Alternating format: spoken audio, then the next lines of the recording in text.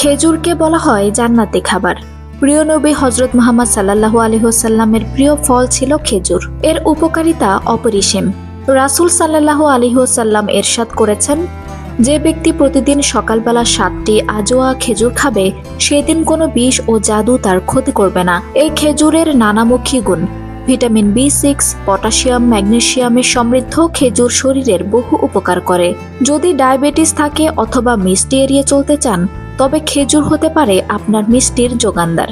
প্রতিদিন যদি খেজুর খান তবে হজম শক্তি বাড়বে, হার্টও সুরক্ষায় থাকবে। পুষ্টিবিদদের মতে খেজুর নিয়মিত খেলে আপনার হাড়ও মজবুত হবে।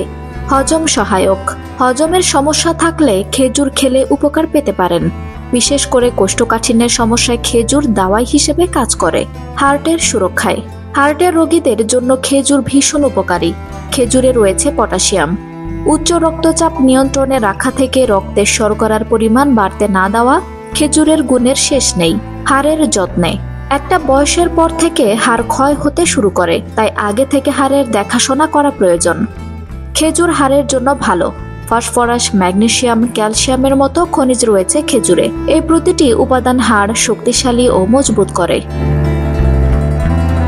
আপনি জেনে অবাক হবেন, খেজুরে প্রচুর পরিমাণে ফাইবার পাওয়া যায়।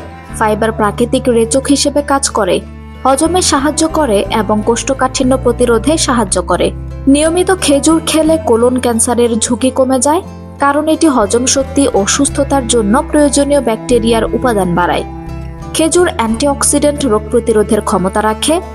এতে প্রচুর ভিটামিন, খনিজ, ক্যালসিয়াম ও পটাশিয়াম আছে। এছাড়া প্রচুর পরিমাণে কার্বোহাইড্রেট, প্রাকৃতিক শর্করা যেমন গ্লুকোজ, ফ্রুক্টোজ এবং সুক্রোজ পাওয়া যায় খেজুরে। এগুলো দ্রুত আমাদের শরীরে শক্তি যোগায়। ব্যায়ামের ঠিক আগে খেজুর খেতে পারেন, বাড়বে কর্মক্ষমতা। আঞ্জুম হক আরবি, আমার সংবাদ।